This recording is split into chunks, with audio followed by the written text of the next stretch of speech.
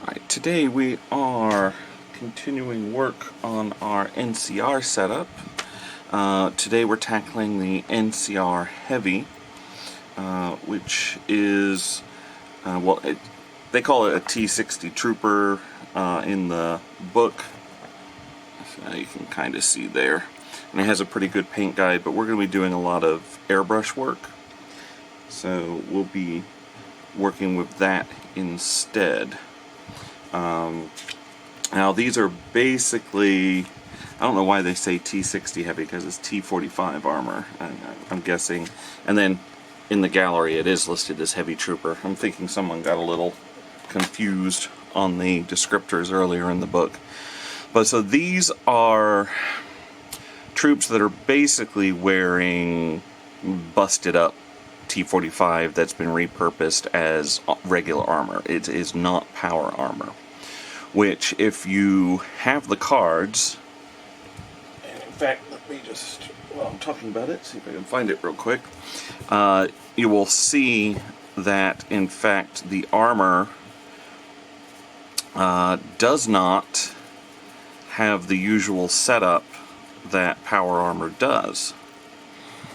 So in this case you'll see that there is nothing on what would be the regular side. So normally it's slid into a card and this is what's shown. When you damage power armor, you flip it and you go to the damage side.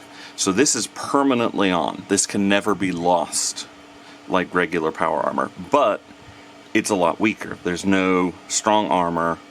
There's actually a negative, so see strength, perception, endurance, charisma, agility. So it reduces agility by 1 because it's unpowered, basically. But 3 physical, 3 energy, and 4 radiation resistance, and a bonus of 2 endurance. So not terrible, and you still get the... It also cannot have mods added to it, and it does not negate falling damage. Because again, it's not actually power armor. It's almost like wearing power armor pieces without a frame. So there's no fusion core, there's no nothing like that. They have some kind of auxiliary power supply that they've jury-rigged in order for that to work. So, as you can see, I've already done my priming, and I've done a light gray zenithal. The nice thing with zenithal is it really picks out a lot of the details. So if we don't lose our focus, you can definitely see a whole lot of the details in there. And then around to this power supply backpack. So what we are going to do to start off, since we've got our basing done, is we're going to be doing airbrush work. So we've got Leadbealcher will be our first coat, and then I'll do a quick highlight of Runefang steel over that. These are metallics, so they tend to be thicker. So I'm going to go ahead and start off with some thinner in the airbrush. Don't even have to squeeze the bottle, just let it flow on its own. Now, I've already trimmed off the attachment points on this because I'm never going to use it with a brush.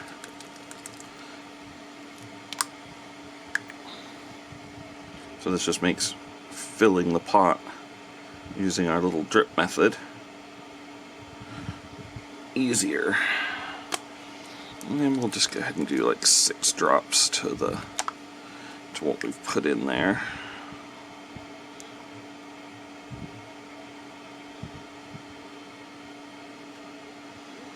Okay. And we'll see how that looks. So we're just going to take a paintbrush, kind of give it a swish to get the thinner and the actual paint mixed. If it's too thin, that's not a big deal. We just add more paint. We don't want it to be too thick though, because then it gums up the brush and we have to tear it apart and clean it.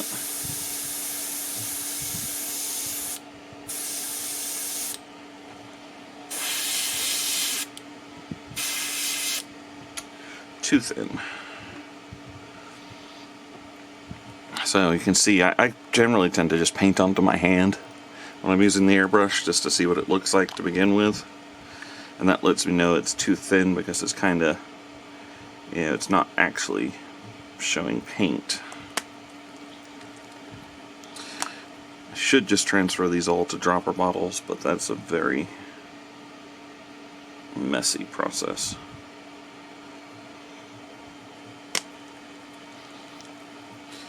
Just get some more added in.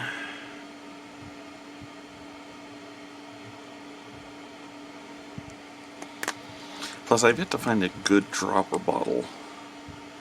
I've used like Raupartha dropper bottles. I find those in hobby stores all the time, but they are terrible for actually being able to squeeze for some reason. I'm sure I'm doing something wrong, but I just can't seem to get them to work right. Alright, now, even though we've just added more and mixed it up, the initial output is still going to be watery because it's kind of in the reservoir in the front section. So we're just gonna, there we go. We're actually getting paint now. See how much darker that came out this time. So I'm just gonna go ahead and take this and apply a full coat all over.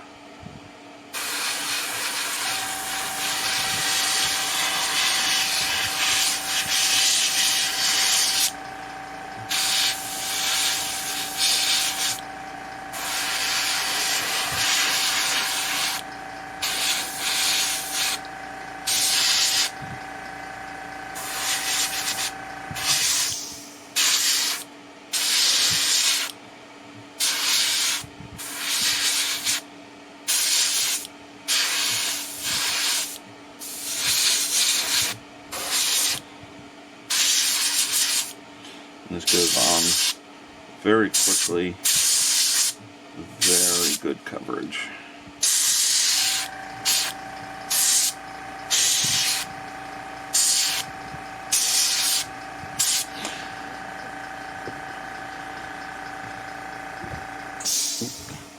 In case anyone's wondering, this is an Iwata Eclipse HPCS. It's what's called a dual action, and it's gravity fed. Those are the things I look for in a brush. Gravity fed meaning it has this here instead of having a suction bottle underneath. Suction bottles are very messy. And dual action meaning it's push once for the air and then you pull back on this to move the needle out and allow the paint to flow. So it gives you a lot more control. Alright, so that one's looking good. And since I have two of these, I'm just doing two at once. So, just capture this one with the tracking.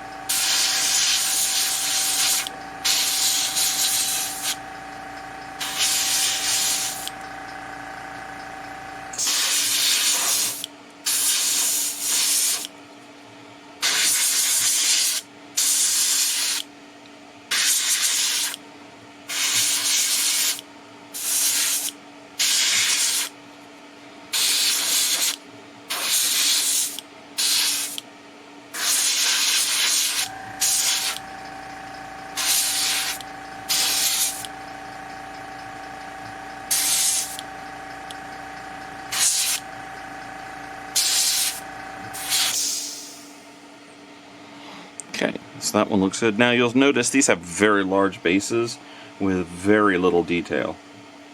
I mean, it's very boring bases. They do come with this ammo box, which I'm only leaving on one, purely so that I have a differentiating between the two. I can say one has an ammo box, one doesn't. But these guys will definitely be getting tufts. And just double checking. Make sure I got good coverage. sure I'm still putting out something.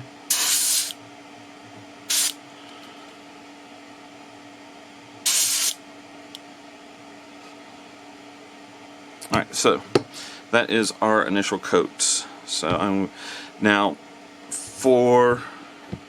Oh, and if you're thinking about getting an airbrush, get yourself one of these. It's like a pot and holder in one. So what you're meant to do is once you are done and this is your leftovers that are in the brush, you just pull back. In this case I'm gonna okay, nope, it is coming out. It just, I think it was backed into a corner. So we're just trying to get the last of that residual out. But yeah, so this is super useful. Gives you a receptacle for blowing out the brush, and it acts as a holder, and it's counterbalanced with this little piece of metal on the back.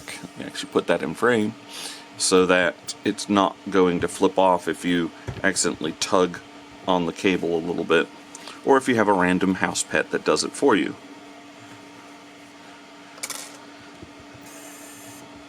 Alright, so I'm going to just blow some water through there real quick.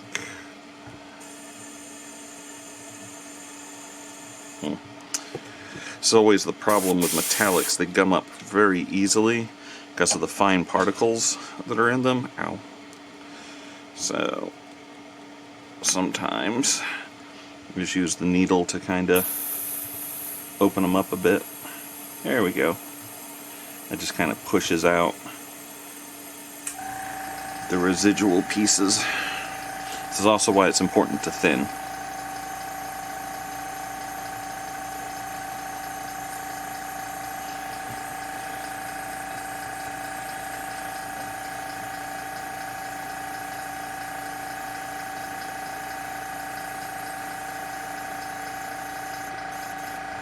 Okay, so clearing the needle a little bit more. Now the compressor you can hear in the background, you'll notice it isn't running all the time. That's because it does have a tank. I highly recommend a compressor with a tank on it, just so you don't have to constantly hear the noise of the compressor. Otherwise, no tank means that running engine noise will constantly be heard. Alright, so for this we're doing Runefang steel to kind of do some highlights. So I'm just using a very small amount of thinner this time. Good. And I may be almost out of Runefang, come to think of it. I'm not feeling too much in here.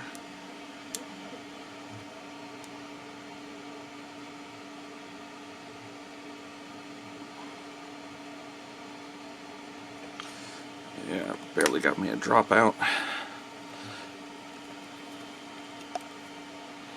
Don't need much though. We're not coating it. If you ever have a problem like this, you can always just use a brush to transfer. So in this case, I'm just using a brush to kind of get the paint that I know is there off and mix it up a little. So definitely in my next hobby shop run, I will be getting some more Runefang. Alrighty. So blow out the water first. As you see, water came out mostly to begin.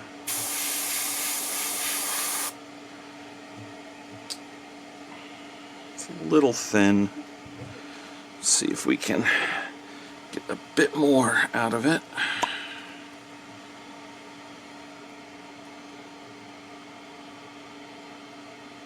There we go.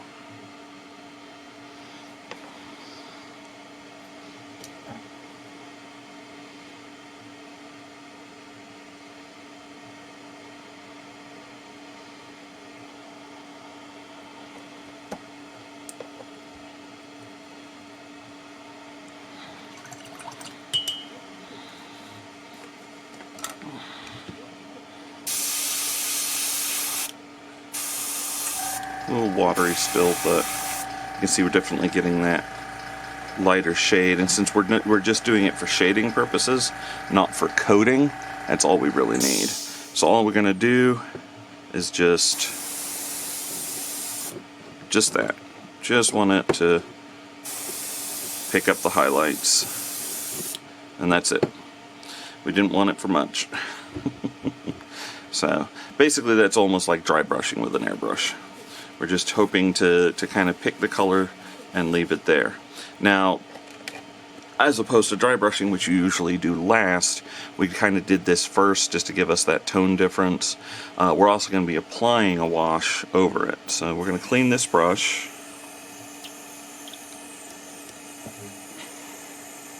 Which isn't taking much at all. So now I'm just going to wipe the bowl a little bit with some paper towel. Gets any residue out. Pull the needle back and kind of clean the entrance bit, and that's it. So I'm not doing a full teardown at this point.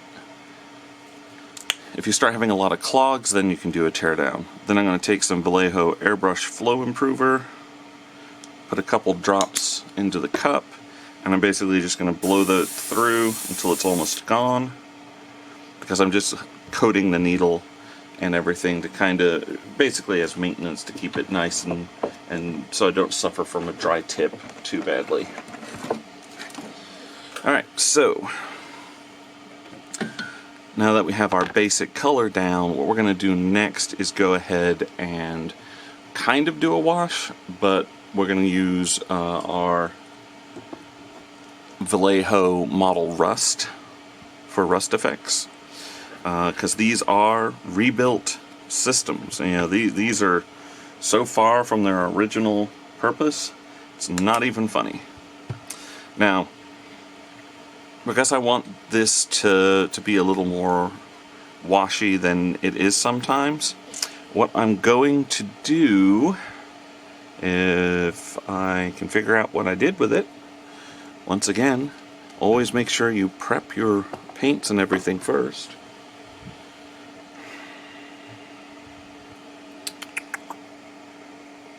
What in the world did I do with...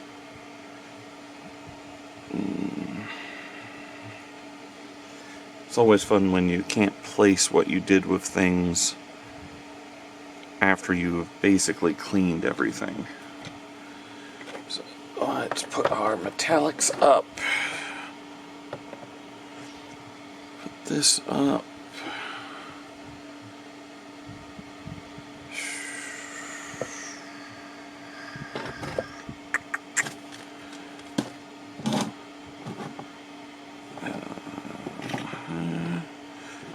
That.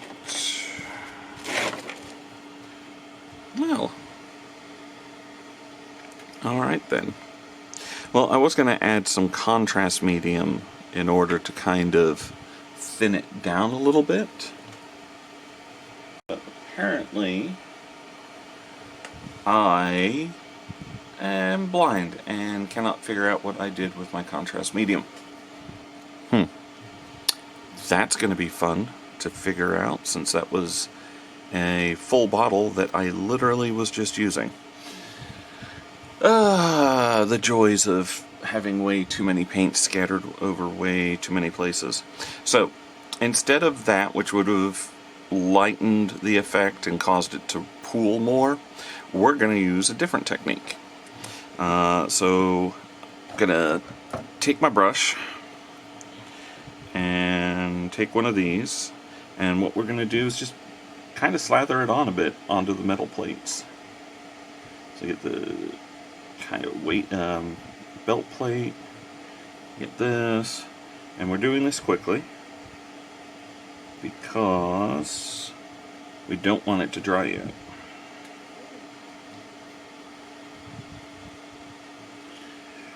We don't really care if it gets in places we don't want it right now. Kind of why we're doing it first. Normally you do a wash after you get some other stuff done.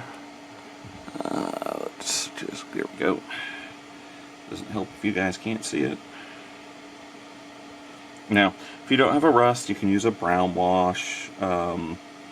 take some rust colored paint, add water, turn it into a rust. You don't have to get fancy like I have.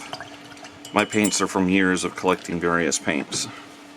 Now, take a paper towel and just wipe it off. Because we don't want these to be as heavily rusted as we were. But what this is going to do is the color will have already kind of sunk into a lot of the lower recesses, which is what we wanted to begin with. So that's, as you can see, this section will turn into under, but you know, we've got various here and there and everywhere little stain bits. It's exactly what we wanted to do. So let's come in here, get the arm, get the side, come around the chest, the helmet. I'm not bothering with the hands are going to be black. Go real quick on this other arm, and then make sure we get the backpack.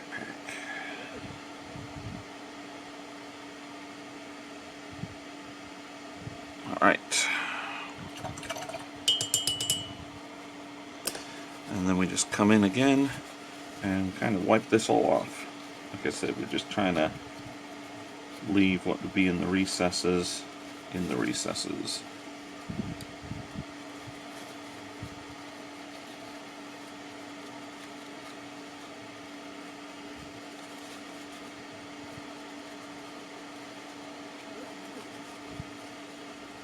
You want to make sure you're using a strong paper towel. You don't want it to easily tear and leave fluffs on your model. That would not be fun. Okay.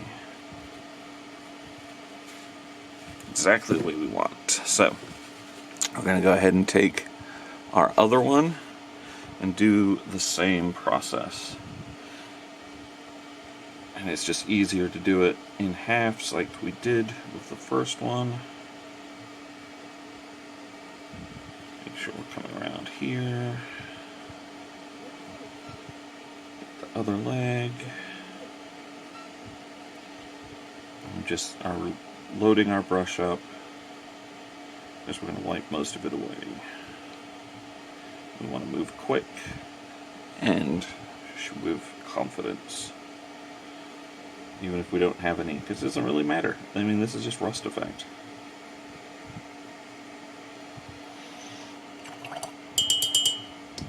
Alright, and starting from the point that you started, begin the wiping process. Now, if you wind up wiping away, and this happens sometimes if you have a bad base coat, if you wipe away any of your base coat, you'll have to repair that. Good news is, congratulations, you now have battle damage.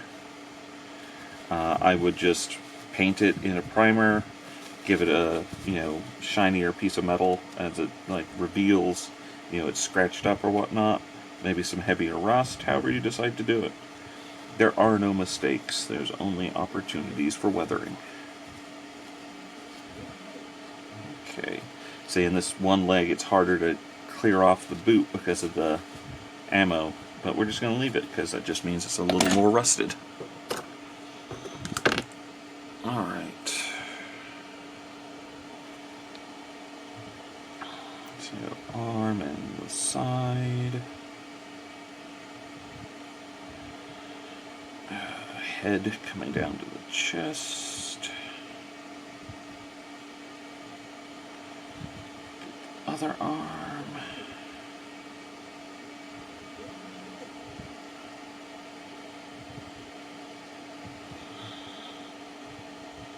And then the backpack.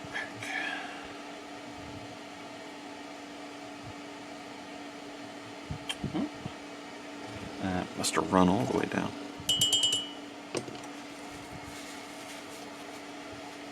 Sure. And don't be worried if the paint does just what I had happen, where it ran from here all the way down. You just wipe that off as well. Paint is going to do that sometimes, and that's fine, at least with these washes. That just shows the natural flow of water on it. Another thing I'm doing is I'm trying to wipe down, because again, natural flow.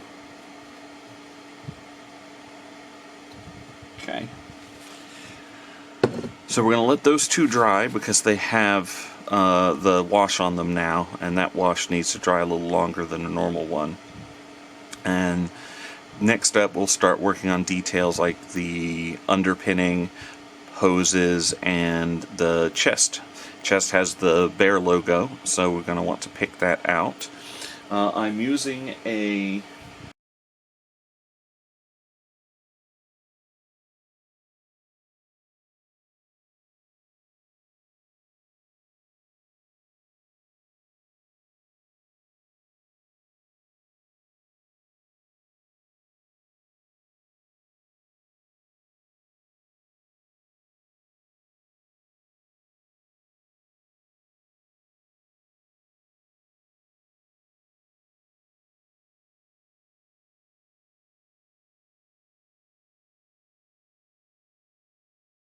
real quick and wipe on that as well.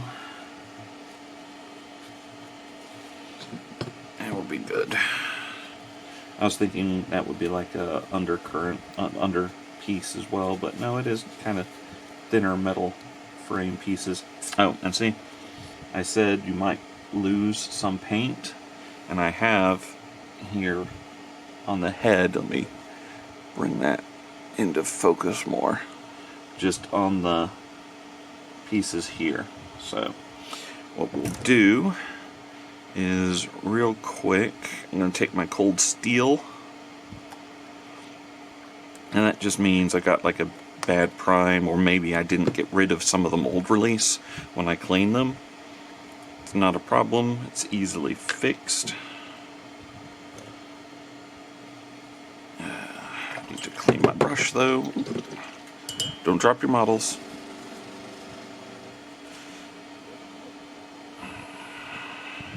I'm just going to go in and apply some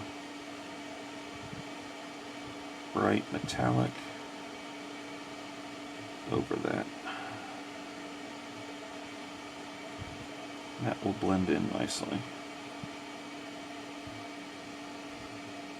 Not seeing any other damage.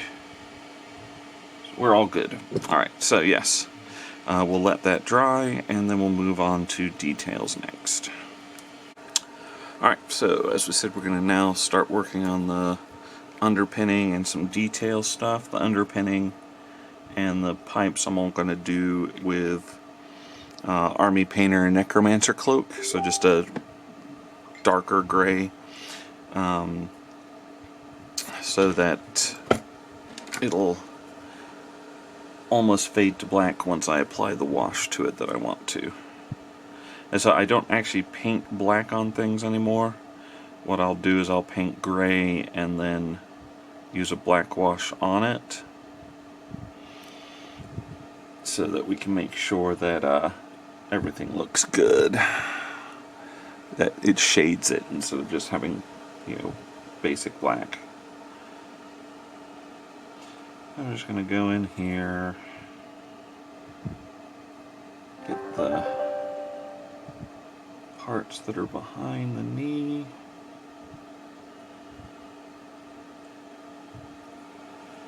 Get that on both sides.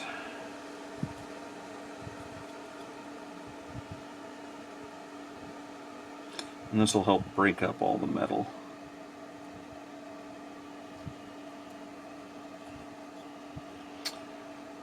I'll get this hose.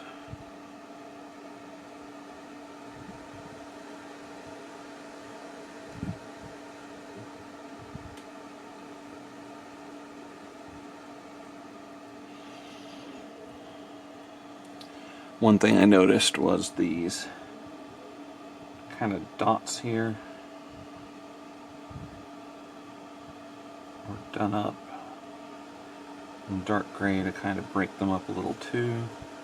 So I'll do that. I'll do that with this one as well. Just giving it some,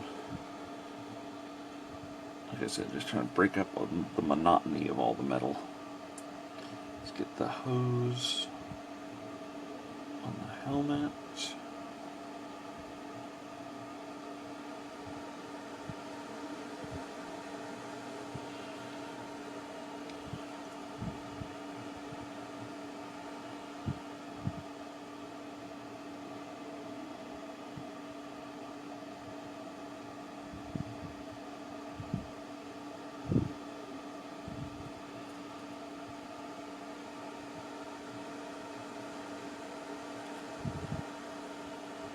Front part of this one.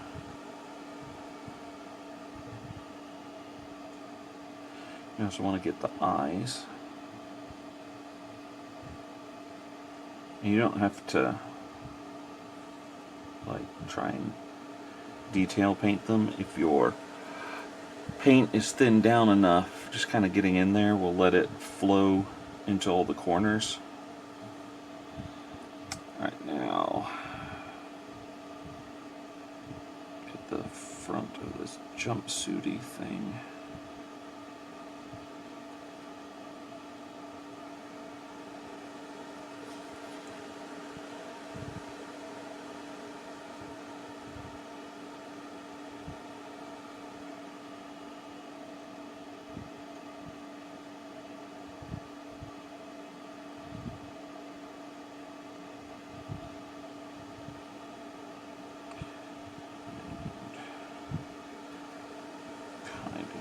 In this, the kneecap's much more apparent on the left knee than on the right. The right is on lockstep. Right, and then here for the arm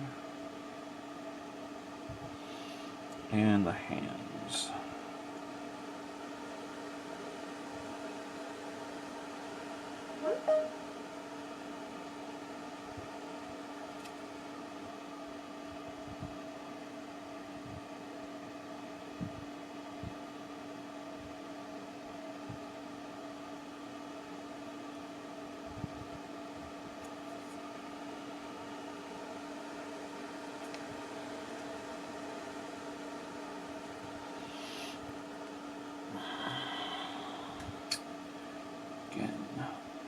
Elbow.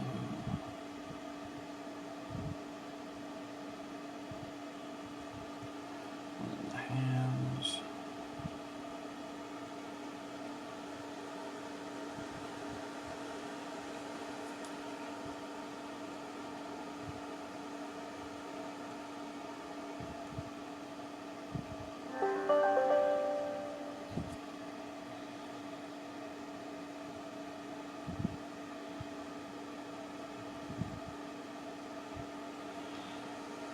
Okay. The top of the arms, yeah, around the shoulder there.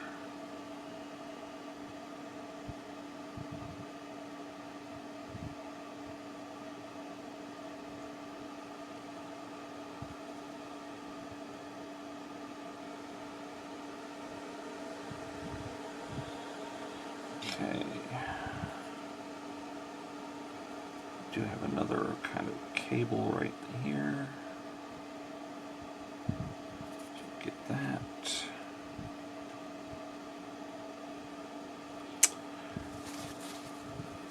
Why that was so hard to get without going over.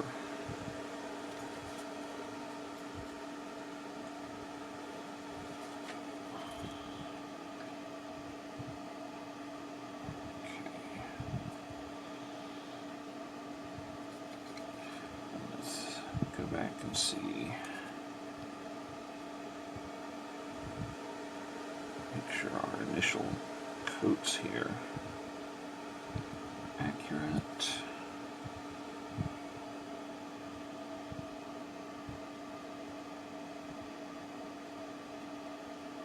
Okay. Like I said, pretty basic. Do our second one here.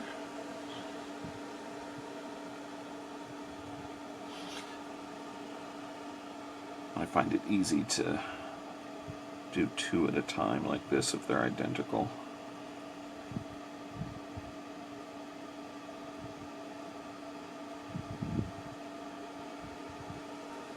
particularly since this is a scheme I use on pretty much all my power armor. It's one I've had a lot of practice with, so I don't have to do like a test model to know what how I want it to look, because I'm pretty familiar with it at this point.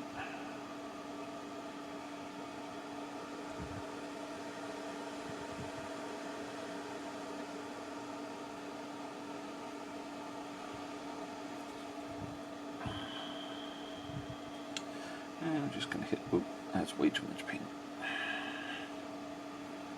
I'm going to need to clean this brush soon. It's getting close to the metal.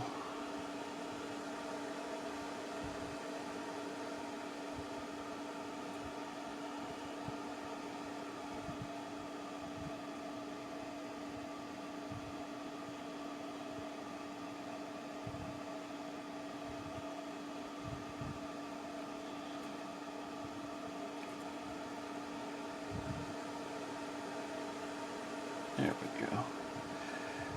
Why it's easier on this go around to get that little cable, but there you go.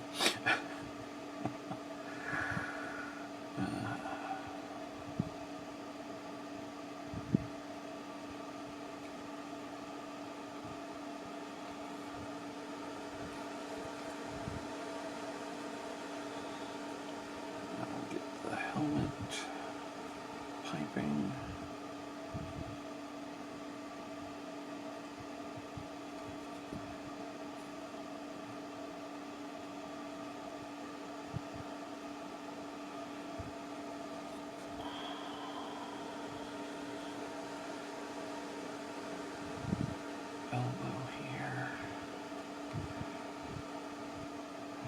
Shoulder.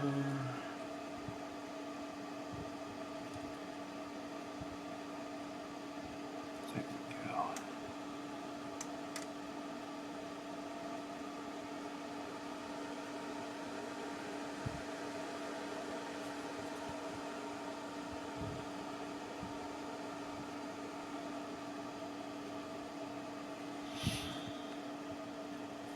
Okay, and then this side.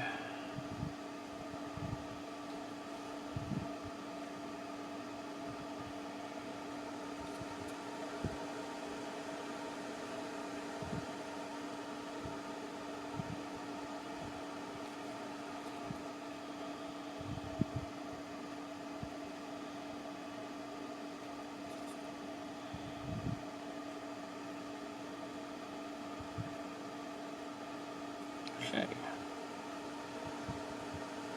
Same thing, check your work.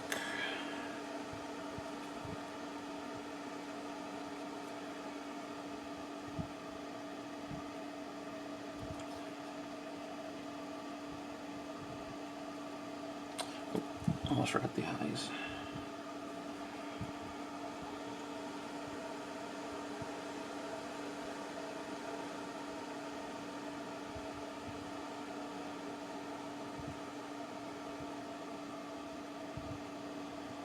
Okay. All right.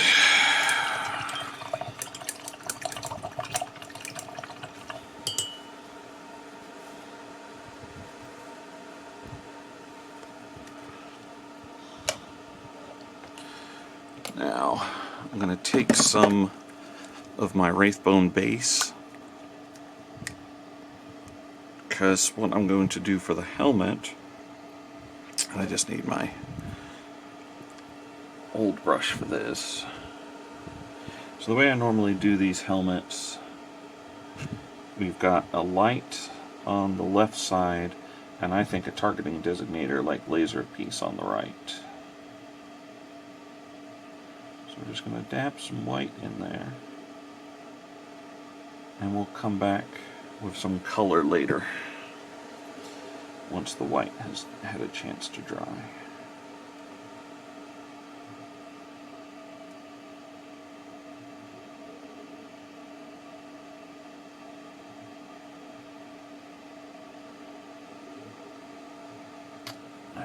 Just ran out. A very small amount. Yeah, so I just So just those two dots on the helmet there. Also, what we can do now, if we want, is pick out the chest plate raised pieces. So just kind of going in here and making sure we have a good base to start. You can see the bear and the star if we can get the... Come on, focus on the model, not my finger.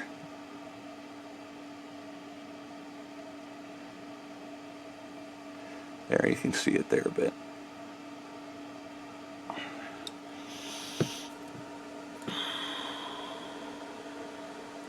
Let's go ahead and get this one as well.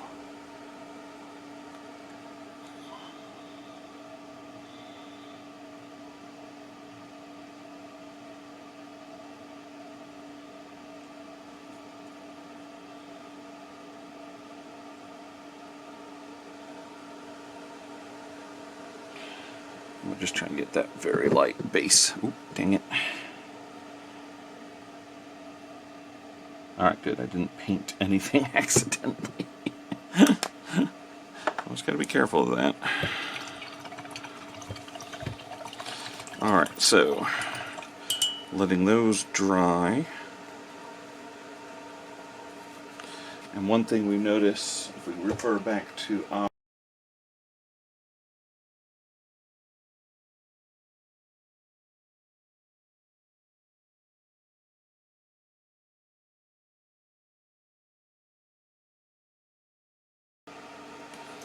so let's go ahead. I'm going to use my game color Heavy Red from Vallejo.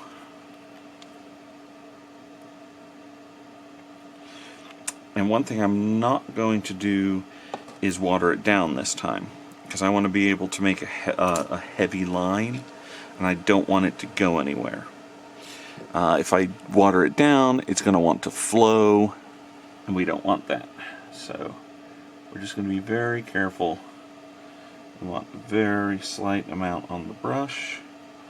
It's kind of this raised piece, and we're going to use that as our target line.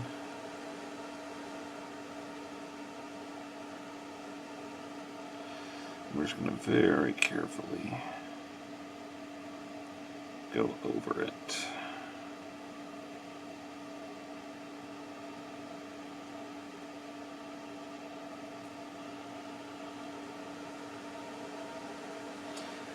Just as simple as that. If we decide we want to thicken it up a bit. Alright, so that's all we're going for, is a nice line.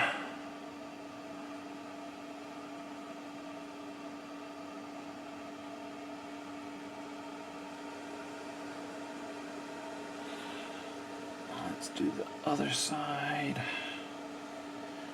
Maybe too much paint, so we're just going to roll the tip of the brush with it around. And again, we're going for this kind of raised piece.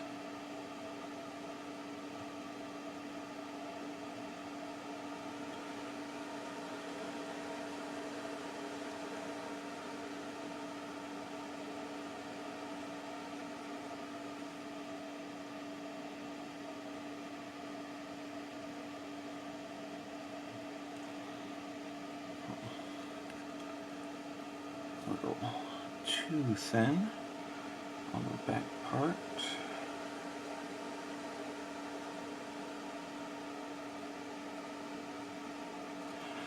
Alright, and then we're just going to hit the star as well at the same time.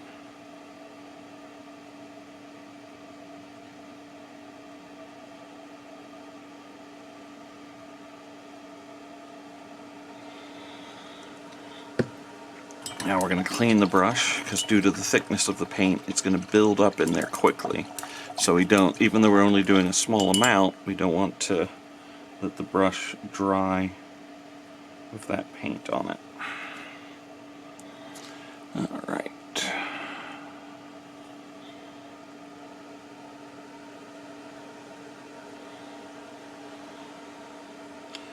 So again, targeting the raised portion of the upper armor plate.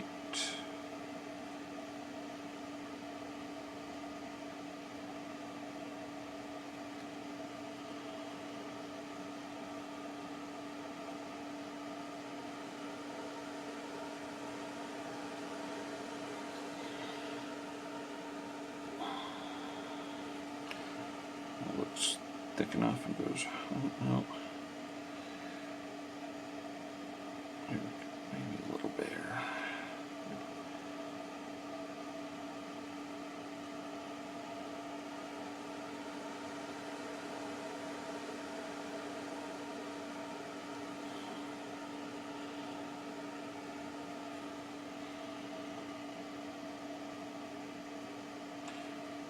There was a bit of bare plastic there, resin. Easily fixed by adjusting slightly the line to coat it.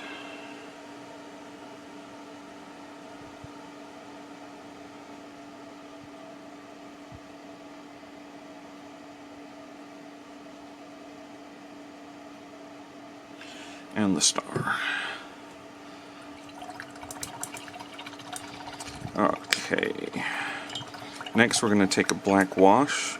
We're going to go over the gun and over all of the gray that we did earlier.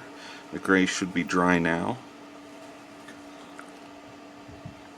Since this is just a wash, I'm not going to use my fancy brush. I'm going to rely on my old standby. Old standby used to be a fancy brush. That's what happened. That's how you get non-fancy brushes. You wait for your fancy brushes to die. So we're going to take some shade Nuln oil from GW,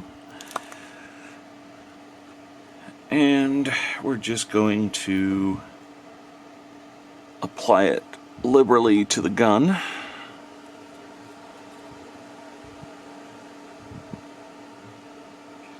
As well as the hand that's holding it. Makes it easier to just do both.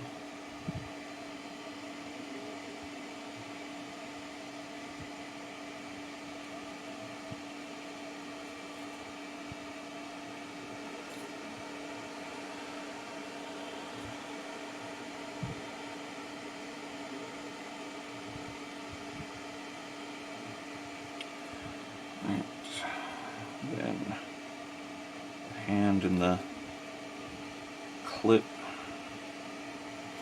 on the other side. Now we apply it to the underpinnings that we've done.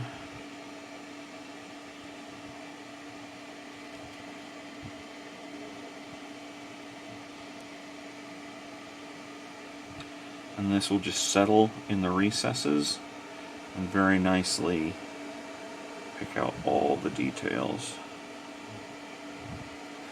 Try not to splash it onto the armor, but if you do, it's not a big deal. Remember that it is a wash, so it's very liquid. It's going to want to run. So you don't have to go thick with it.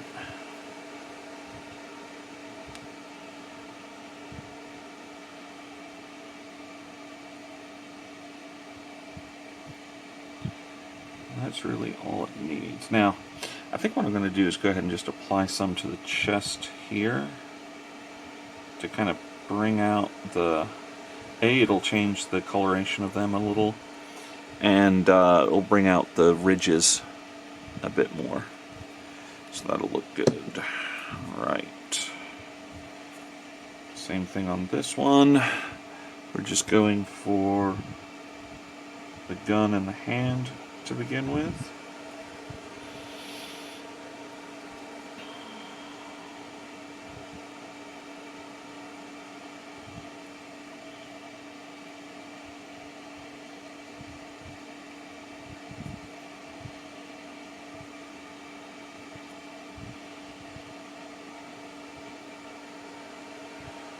Fill that little palette there.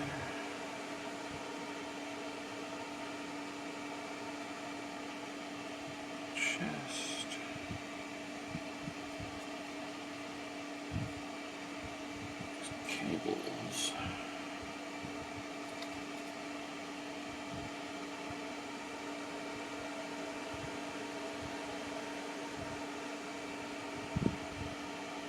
Back behind the knees here.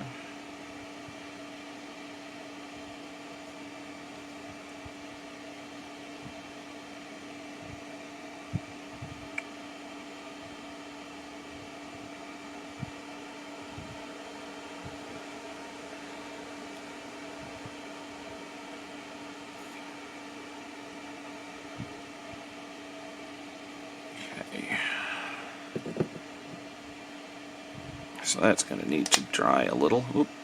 And since I wasn't careful and it's a pretty full thing, of course I got a little oil all over my hand. That's the cost of doing business. Okay.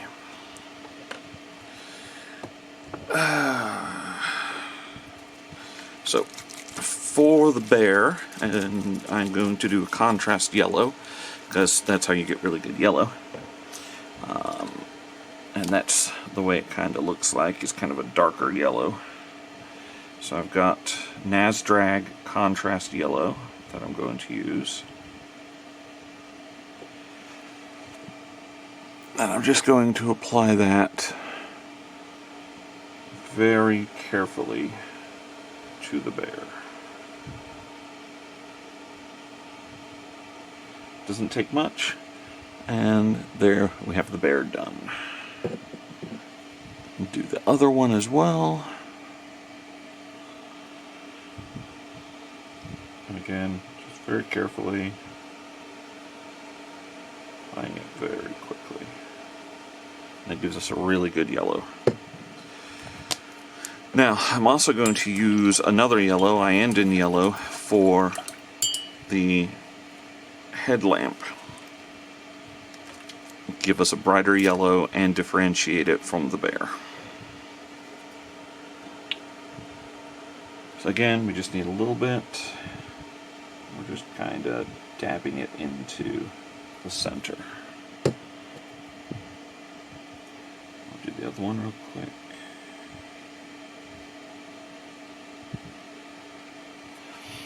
And again, these will give this and the red, because I'm also going to do a contrast red for the indicator, as I call it, will give some color and detail to the helmet. You know, this is a lot of metal on metal kind of thing.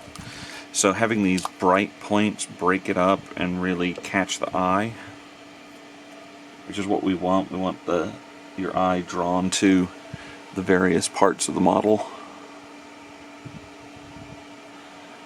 So we're just gonna dab that laser a little.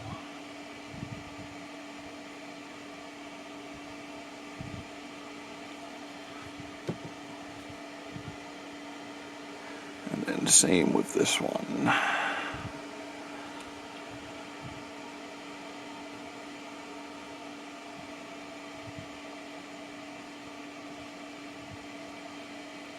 Okay.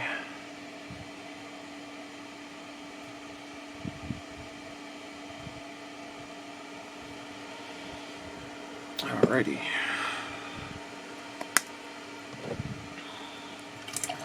Now, I'm going to move on to a little bit of the base first.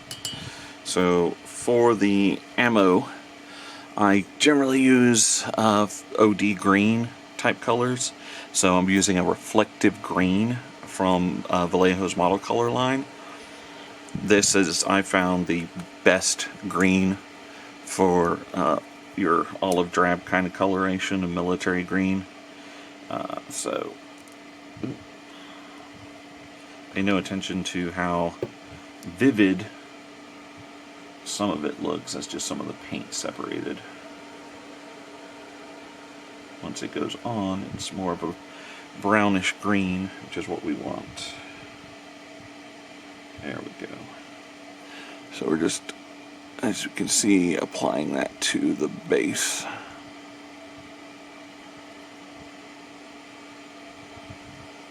Get the ammo crate in line.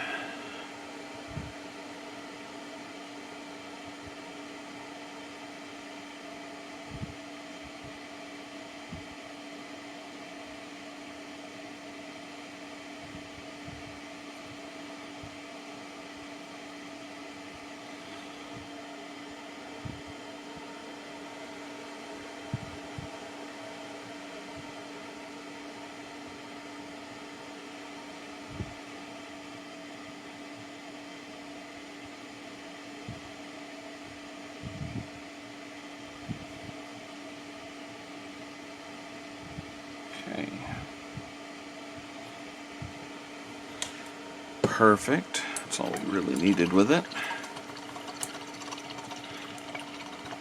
Now, for the gun itself, now that we've had enough time for the wash to settle, we're going to go ahead and break out our Wraithbone base again. We're going to pick out the grip and the foregrip. Again, it's a very boring color otherwise, so what we're trying to do is give it a little detail, you know, little pop of color. So for the foregrip, we're just going to come in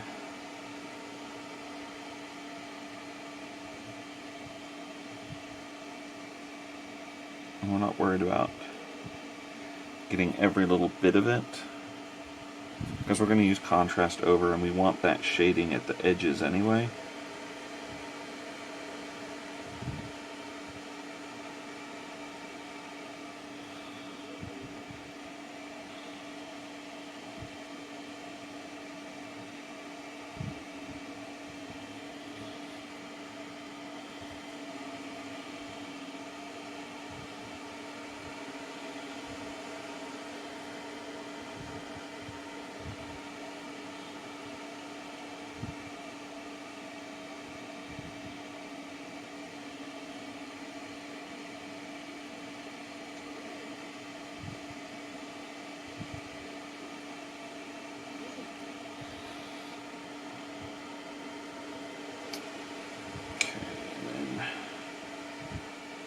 Grip as well.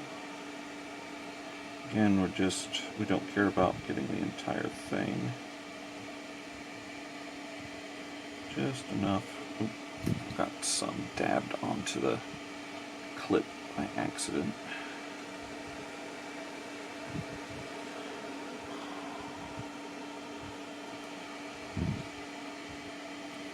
Hands are just so close together.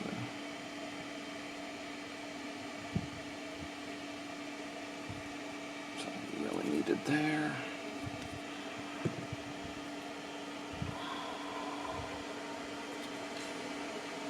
This one, same thing. Just trying to get in there a little.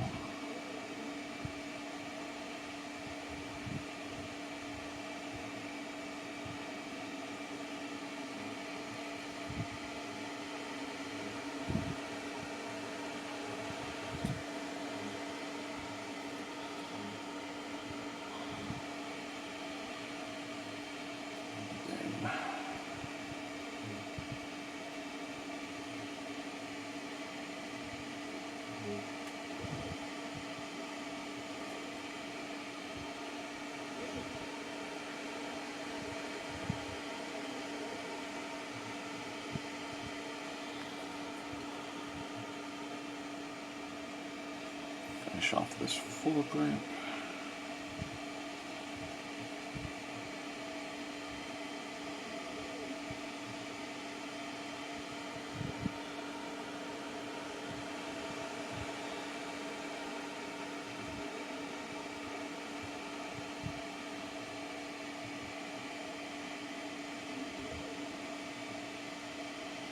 Alright. While those dry, we're going to move on to painting the base. Now, since I'm done with detail work at this point, I've only got the base and some contrast to do. I'm going to clean up my good brush. So we'll cover a bit of brush care now. So I got these brushes from a company called Artis Opus. And they send it with brush conditioner. You can get brush conditioner though at Michael's or any other of the hobby shops, and it's just basically once you clean the brush, leave it damp, and I'm drawing it over the brush conditioner, kind of rotating it to set that point.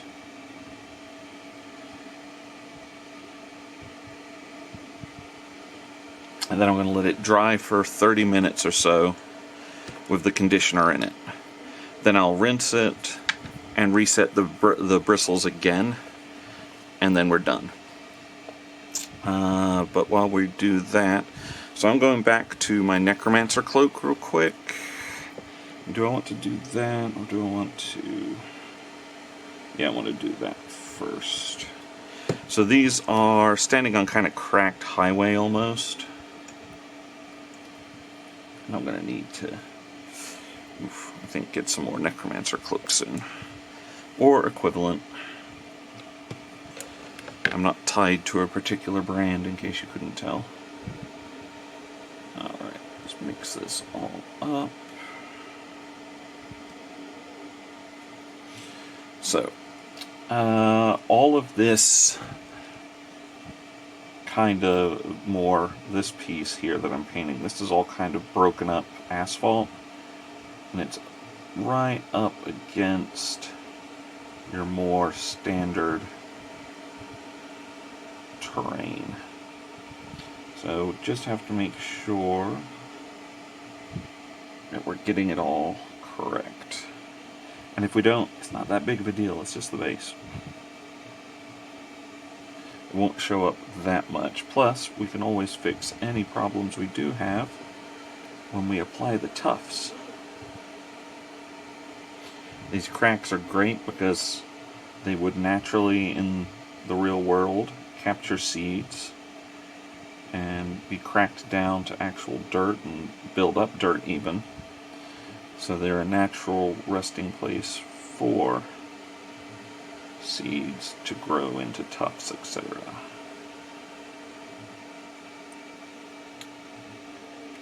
Let's see, come around here.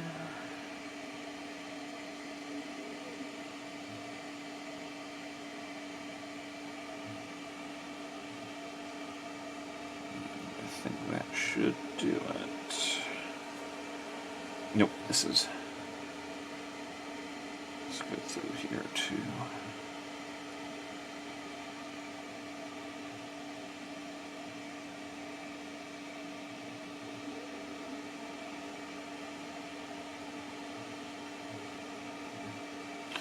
Alright, I'll do the other one, which is only made slightly more tricky by having the ammo box, so just be careful going around it.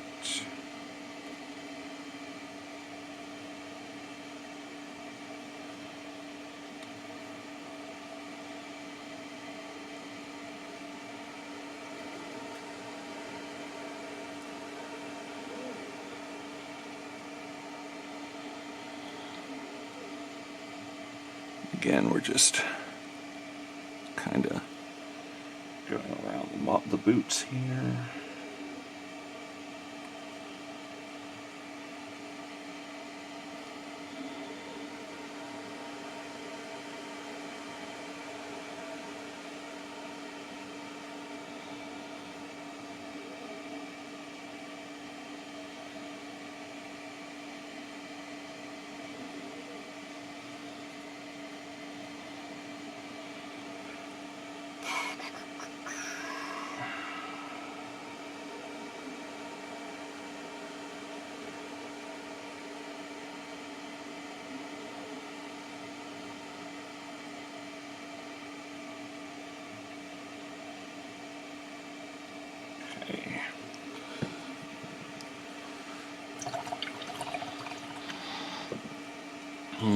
Let that dry a little bit. So let's doing that. We're going to return to the gun, and we're going to use our Gore Grunta flesh, Gore Grunta fur, that I've been using for all other pieces of wood throughout my models. Gives it a nice reddish brown, as I've said before. So we will just apply that real quick. So we're just kind of coming into here.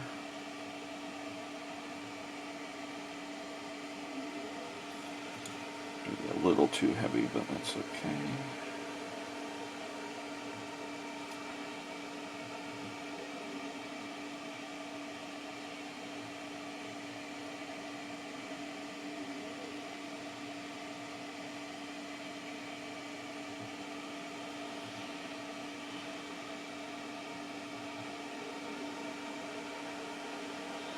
Again, we're not trying to fight with our previous shading, just use it.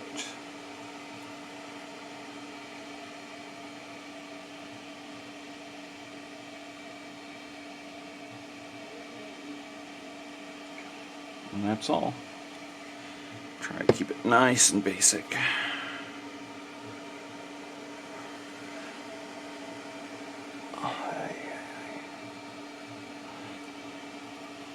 Right. Let's do middle first.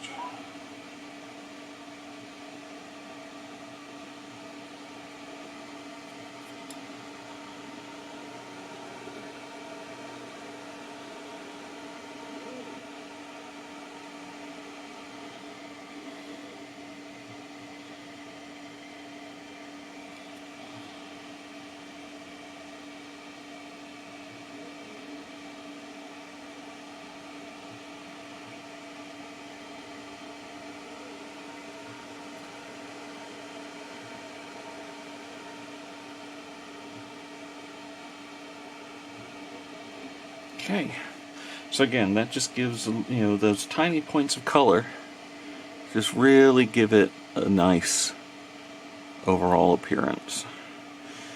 It's all about breaking up the monotony of wearing a giant suit of metal armor.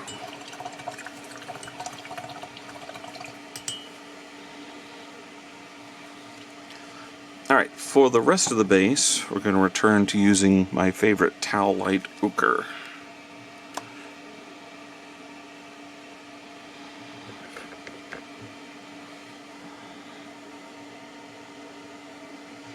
So all we're going to do is just kind of fill in those parts of the base we haven't already gone over with the gray in a logical fashion.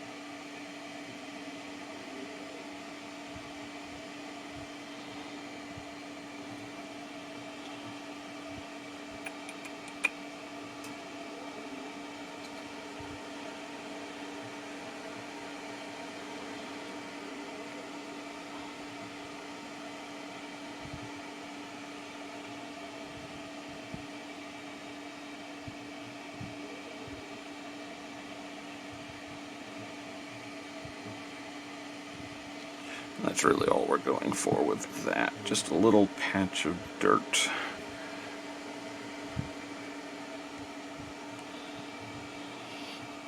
And then the same on this one.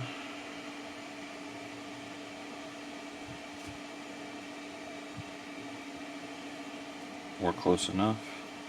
And if it's not perfect, it's not a big deal because we're going to go over this with a very heavy wash of Agrax Earthshade to bring everything together.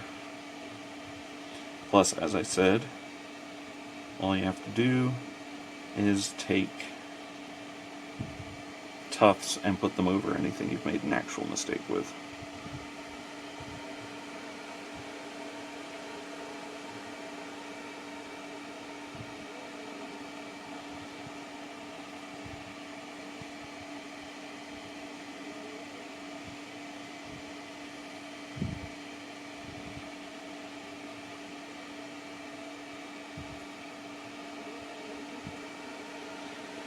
Alright, so I'm going to let that dry and then come back with Agrax Earthshade wash over the base and we'll be done. Alright, so we're going to apply that wash now. First though, real quick, I'm going to apply some light dry brush of metallic. So So I'm just taking my cold steel here, and I'm just gonna try and pick out some, basically make some battle damage on the rather boring green ammo canister. So we're just gonna drag it along the edges.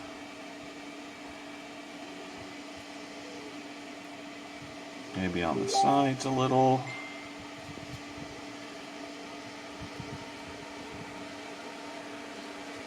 Again, we're just applying that a little bit, just to kind of change it up a bit.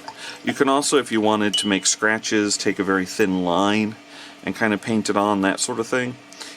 Go wild, do whatever you want. Alright, so now we're going to take our Agrax Earthshade. Again, I'm using the gloss variant just because I'm trying to get rid of it from when I accidentally bought it. And we're just coating the base. The glossy part of it will go away once I have applied the sealer, since I use a matte sealer.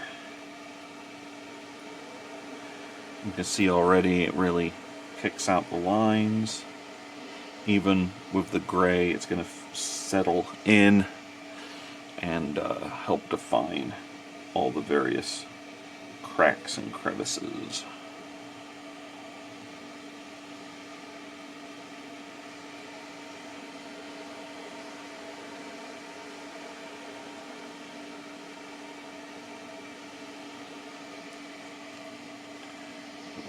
Apply it pretty heavily.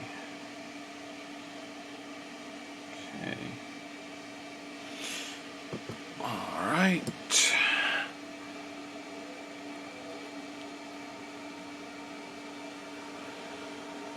And we're going to also apply this onto the ammo canister.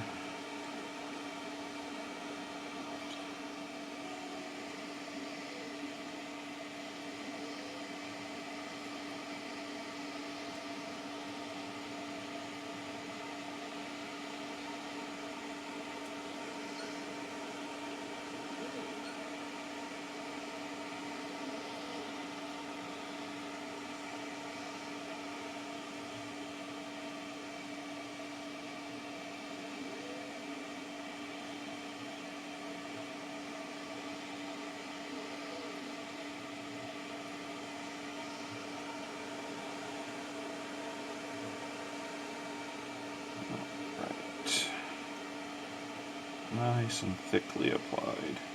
If you want, you can also bring the wash up onto the armor a bit, as if it's picked up dirt. So you just kind of splash it up.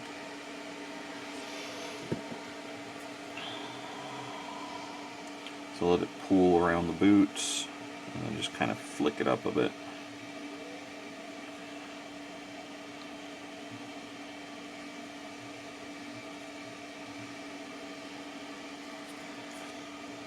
From trumping through the Mojave. Alright, so we're going to let the wash dry. That'll take a bit. Then seal it, and we'll be back to apply some tufts. Alright, so we are sealed and done. As we can see, the model's looking very good. We got all the details picked out. Very nice. So we're going to go ahead and start applying our static grass. So I'm using my other brand today, Picocene Static Grass.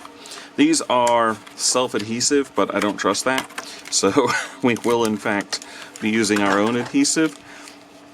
These ones are a little different than the Army Painter ones I use, in that they have bits of rock and scrub kind of attached to them.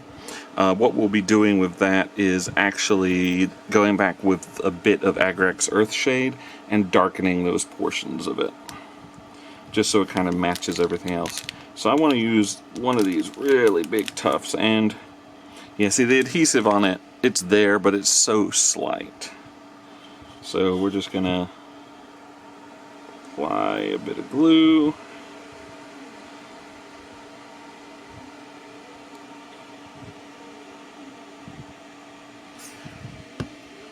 And then we're going to take our guy here and just attach.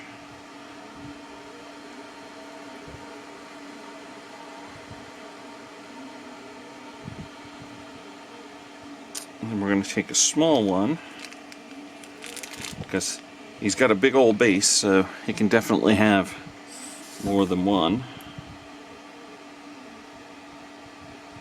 And we'll attach another one. And for this one, we're just going to attach it back here.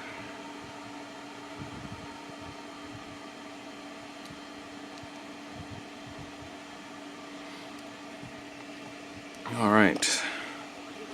Then for our other guy, we'll take another large. Apply some glue.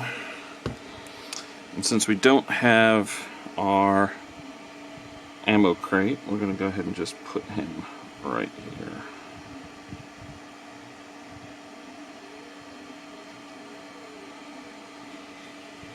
Then we'll take another small one.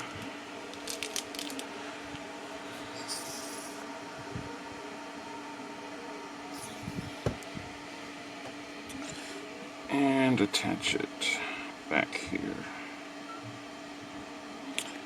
Alright, now we'll take our Earthshade.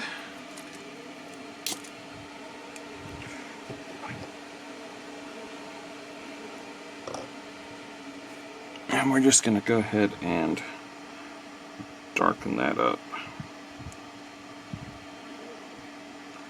And that will help blend it in.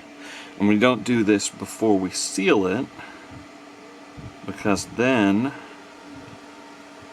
if we do it and then seal this, it turns all of the static grass very brittle, and it clumps together and looks awful. So remember, seal first, then apply your tufts of static grass.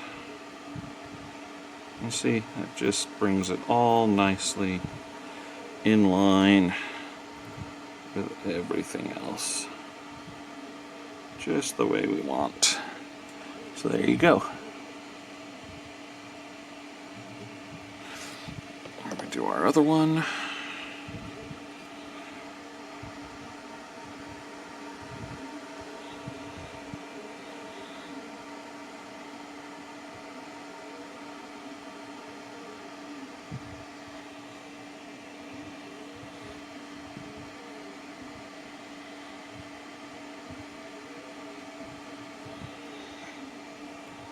Sure we get it in there.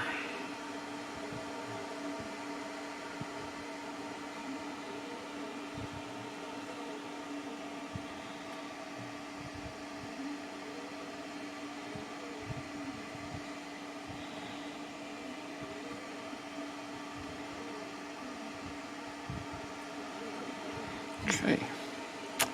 So, we're going to go ahead and call him done.